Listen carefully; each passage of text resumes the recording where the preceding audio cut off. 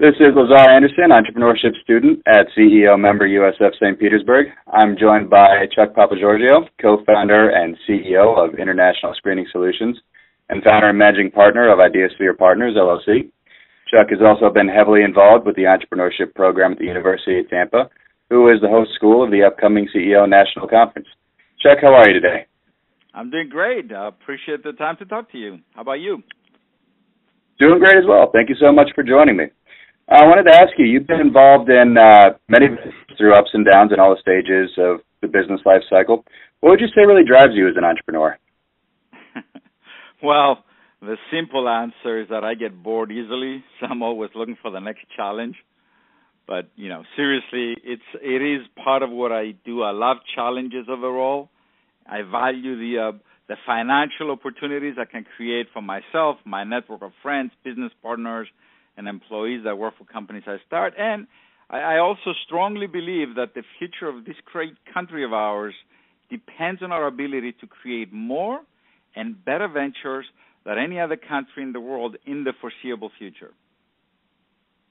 What are your favorite kinds of challenges that you encounter with startups?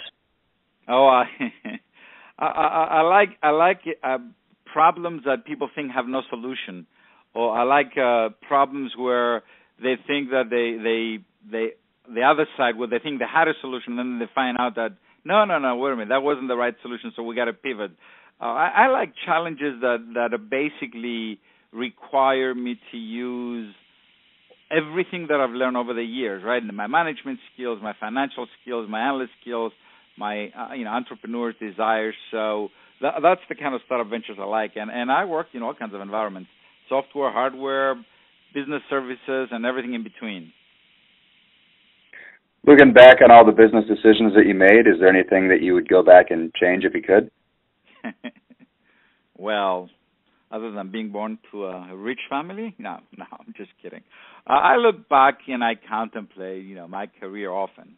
But I got to tell you, I find no value in having regrets.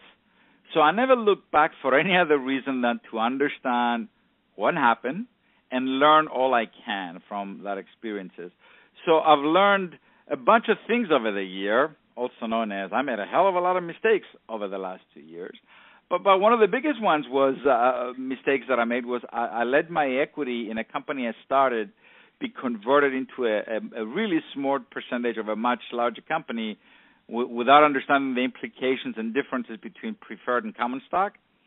And my personal investments in actual dollars and contributed equity was worth a few $1 million. But when the company was liquidated because of the incompetency of the holding company management team, my shares ended up being worth nothing. So my wife calls it a very expensive MBA in finance. But, after that fiasco, I spent a lot of time learning and understanding how equity instruments work. So now it's part of my advisory work that I do. Large and small companies and all of the mentors, all the entrepreneurs that I mentor, I review every document they do and everything that they have to put together that involves equity. You mentioned that, you've worked with companies of all different sizes. What would you say are a few things that successful companies do of any size on a regular basis? I'm going to change that around a little bit because I believe there's no such thing as a successful company. What happens is that a good or a great leader helps drive the company to success. Contrary to popular lore, companies are not people, right? Companies are just these made-up things. So over the years, I've come to realize that the good leaders that drive companies to be successful, there's only a few things, and being an educator at heart and somebody who likes to mentor people, I came up with a little phrase. I call it the strategy is see traps and avoid them, and it's acronym actually. It's C is clarity of mission, T is trust, R is results, A is accountability, P is productive conflict, and S is service. So a good leader uses C-traps and sets a clear mission, surrounds himself or herself with people that are trustworthy and is trustworthy himself, motivates and rewards results rather than activities, titles, politics, etc., holds people accountable, including himself or herself, for those results, is comfortable with the conflict that comes with driving for better solutions and outcomes, and values and appreciates service, C-TRUPS. And I think a leader that does that constantly, not just when it's convenient, infuses that into the company culture, not just for one or two people. And then, this is a catalyst that creates a successful company. Entrepreneurs Organization, I'd like to thank you for agreeing to speak at the upcoming 2014 CEO National Conference. What do you plan on sharing with the students and young entrepreneurs in attendance? Well, the title of my talk is How to Stay Sane, an Entrepreneur's Simple Philosophy in Life. And you're welcome for the kind words. I get asked to speak to companies and large groups on a regular basis, and it's usually about something like strategy or operations, technology, mergers and acquisitions, right? Cool stuff that I like talking about, but it's not exactly life-changing. So I do love speaking to younger folks because it allows me to be, first of all, much less formal, and sometimes people may be a little goofy, but then allows me to talk about the lessons that I learned, the ideas and the concepts that can shape their life in the future. That's why I'm involved at the University of Tampa, at St. College, USF here in Tampa. That's why I agreed to come speak at CEO. So my talk is about the observations, life experience, and the lessons that taught me and the simple rules that I developed from those lessons and I follow in my real life that keep me from going insane in this crazy world of entrepreneurship. So I'll talk about the formula of life success and what I call the 3 universal rules you can follow in life, and no matter what happens, you can stay sane. Have you ever burned out or considered quitting as an entrepreneur? Every day? No. Yes, I've considered that. But you know what? I've never burned out completely. And I have a couple of close calls over the years.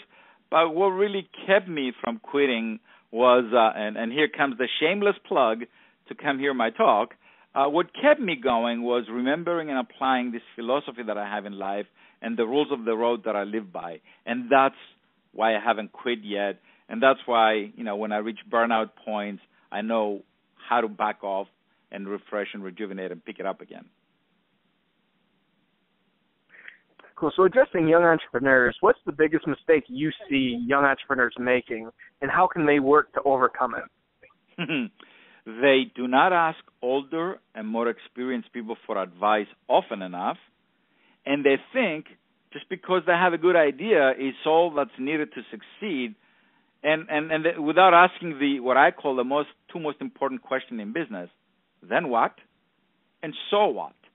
So they launch into all these ventures with just a good idea without thinking at least 1 or 2 steps. Then what? And then they think because they think it's a great idea, they don't go around saying, well, so what? Who else thinks it's a good idea? So that's the biggest mistake. And, it's just wisdom. It comes from experience. And eventually they all learn.